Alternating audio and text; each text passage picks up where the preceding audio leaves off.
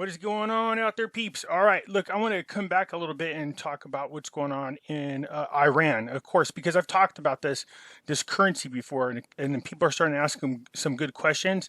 But again, remember, Biden's only been in office for about a week, but already there's chatter going on about the economy in Iran. So we'll get into that in just a second here. I do want to remind everybody, if you're thinking about buying precious metals, please give a consideration to our friends over there at Money Metals Exchange. If you are a first-time buyer in the United States or Puerto Rico, and you spend more than $100, use promo code Pimpy, P-I-M-P-Y, and get a free half ounce of silver. You guys know I got Pimpy's Investment Chat, same name as the YouTube channel. Come on over here. We talk about investment opportunities, gold, silver, cryptocurrencies, as well as foreign currency investments. All right? And then you guys know I have an alternative YouTube channel. I encourage you guys to go subscribe and check out. Over here, I do talk about a lot of different news subjects, current events, political things, the whole 9 yards. And this new one, these two videos right here are very good. Go check them out. I encourage you to do them. All these are free to join. There's links down in the description. Okay, so when evaluating what's going on over there in Iran, we know that Trump really put the screws down on them. I mean, economically, he sanctioned the bejeebies out of them.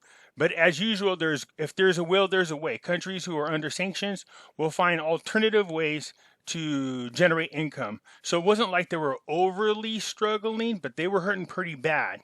All right. So with Biden in office, keep in mind, he's going to be dealing with Kerry, John Kerry, that is. And John Kerry's wife is tied somehow into the mullahs. These are the people that run Iran.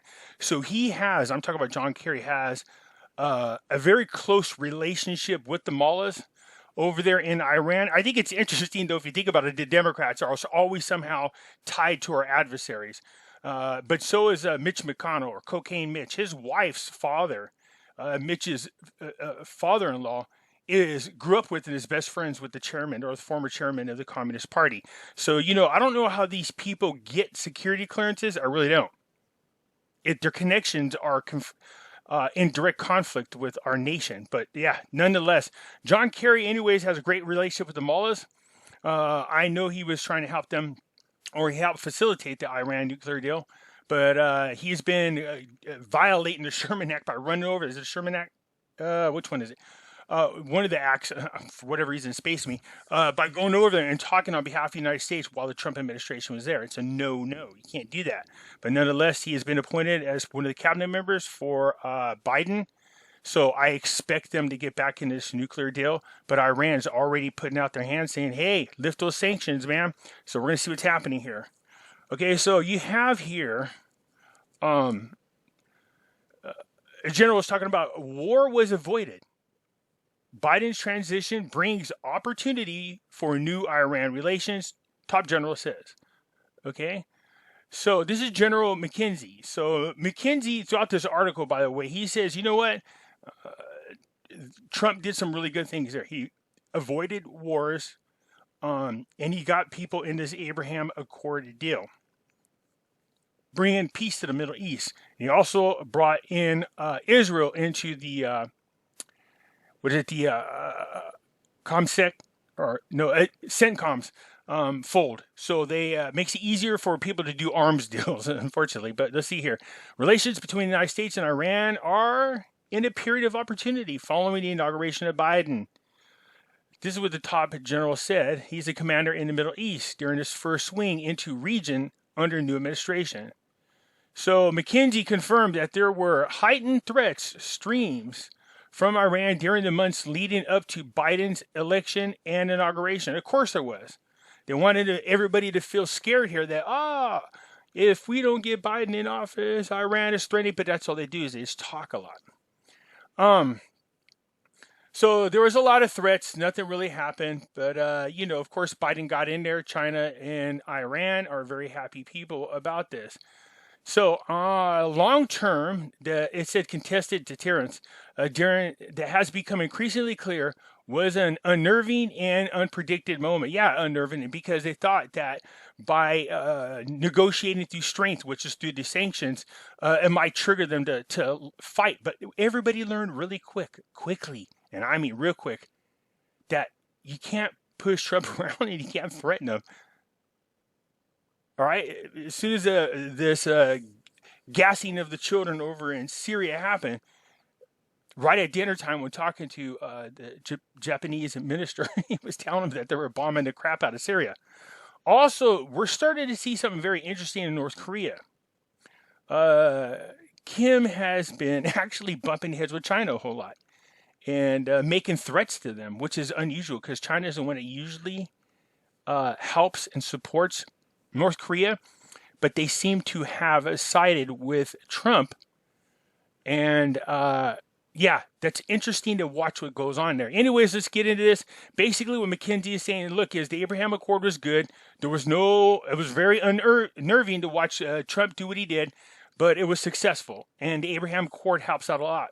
Now, the Abraham Accord also, what it did is united Arab countries with Israel. This scared a lot of people over there. This is not supposed to happen. Israel is very powerful on their own. But if they united, they're all uniting against a common enemy, which is Iran. They bully everybody over there. All right? So Pompeo spent a lot of time over there in the closing days before the inauguration telling these people, look, you're going to have to now stand up and you guys are going to have to do it together as a unit. And that's what they're already threatening Biden, that they're going to strike Iran if they can't close that deal, get them to stop making nuclear bombs. So already there's some tensions there. All right, but just know that that's one of the things we want to keep an eye on. See, it says right here, some initiatives from the Trump administration will live on. The Abraham Accord, which normalized trade and diplomacy relations between Israel and a number of Gulf nations, is a good thing, McKinsey said, and one that concerns Iran. Of course they do. If they join up together to hit Iran, that's pretty scary for Iran. But, you know, the only threat that we have going on at all is, look, Israel's telling them, and so these other nations, to Biden, whatever you're dealing with this nuclear deal, you better make sure they get rid of the weapons, and it has to be a lot better than the last one. So we'll see. But actually, Biden has already told people that he plans on bringing Israel into the fold when negotiating this new deal. I don't know how that's going to work out, but it's definitely going to be interesting. So we want to keep peace in the Middle East, you guys. If we have the currency that the Iranian currency and we have the Iraqi currency, you know what I mean? You want to make sure peace is there. So there's a lot of different moving parts that make me feel that it's possible. Okay? The more I pay attention to what Biden's doing besides screwing up jobs everywhere, he said something that caught my attention. They were like, hey, good, we're going to go back to the old Iranian nuclear deal, whatever. And he said, no, we're not. He jumped on it right away. I have a feeling now after there might not be as good of a relations between Obama and Biden as people think. I might be wrong, but it just seems very weird to see Biden strike out on more than one thing that Obama did, and he's saying he's going to do it better. So I think with Obama not jumping out to endorse his VP when he first made his announcement, it kind of hurt his feelings. But okay, but we'll see. Anyways, the World Bank report expects Iran's GDP to grow. So it's going to rebound in 2021. This is what I'm talking about. It just depends on a lot of things. The World Bank expects Iran's economy to bounce back from negative growth in 2021 with a 1.5 expansion of gross domestic products. Now that's taking in consideration that the sanctions will stay there. That would obviously go higher if the sanctions are lifted. So even the World Bank is forecasting Iran to have an increase in their GDP growth. Keep in mind, they're also dealing with the Rona. So if these countries start lifting these lockdowns, you can expect growth. But again, I still think they're all part of this New World Order, the Great Reset agenda. So what they do is they open it, everybody gets all excited, then they crush it again. And they're going to keep doing that. They're going to just beat people down, in my opinion, but we'll keep an eye on it. Anyways, the World Bank is expecting Iran's GDP to expand, so this is good. And that's something that I expected as well. This goes into a lot of detail, but I'm just going to sum it up. there's expectation for growth. This is not taking into consideration the lifting of sanctions. So look at this. Fear arises. Biden may lift Iran sanctions before it commits to a nuclear deal. So already we're seeing Iran's threatening them. So they're saying, look, we're not going to negotiate. We're not even beginning to negotiate unless you lift the sanctions. Again, I take in consideration John Kerry's relationship with the mullahs and his influence over Biden. They're really good buddies. So is it possible to lift the sanctions before a deal? Hell yeah, it's very possible. And if that happens, I'm expecting quicker than projected growth in Iran. Okay?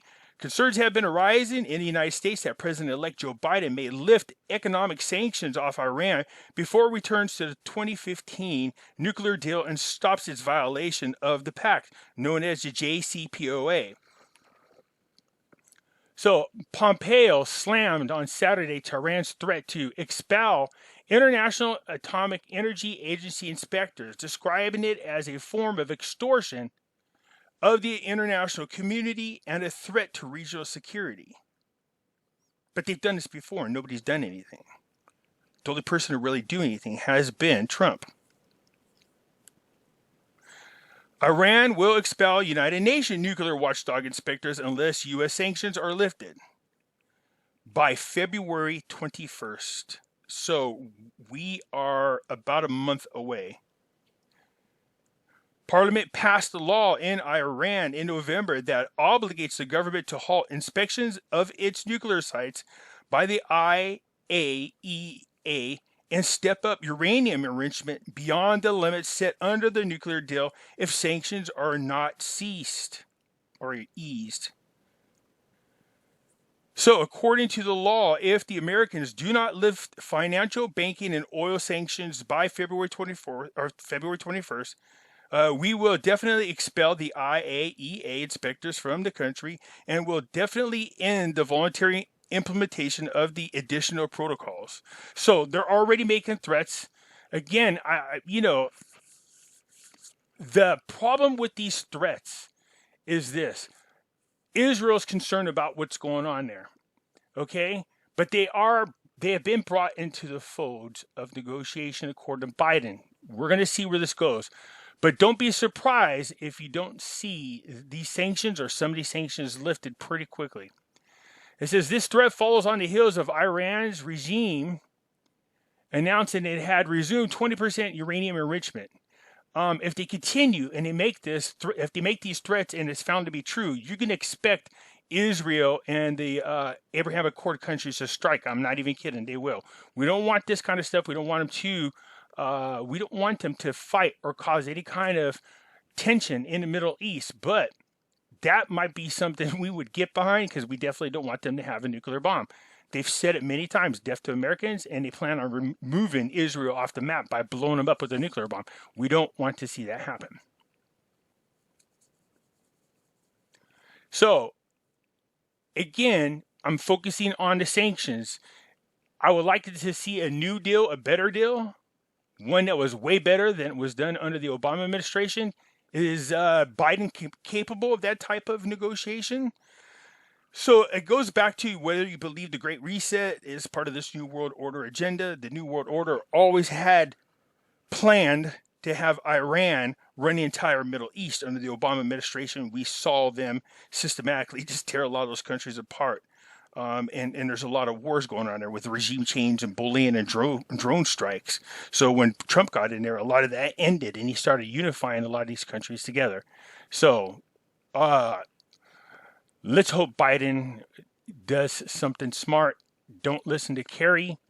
Go ahead and lift sanctions only if you could get them not to agree not to. It's not just that you agree not to make a nuclear bomb because they continued it anyways, but these inspectors don't have to announce when they're coming in. So the old deal said that these inspectors would have to announce when they were showing up, and it was done with enough time for these guys to move any evidence of a nuclear bomb being built. So that's not what we want. We want to change that. So again, he said that Iran will consider the sanctions lifted when it can sell its oil, use its revenues through official banking mechanisms to meet the people's demands, and the Iranian businessmen are able to do business with foreign partners. So again, there's going to be a lag time. Right now would be a good time. This is, and I got some, you guys. Again, when it comes to foreign currencies, there's we check out all the possibilities and make a decision from there. I couldn't find this anywhere, the Iranian Rial. And it just so happens that the NESARA shop has it. So I got some myself, and they ship anywhere in the world. All right. So again, you guys, if you're thinking about getting some, they're not that expensive right now. It's a good time to pick some up.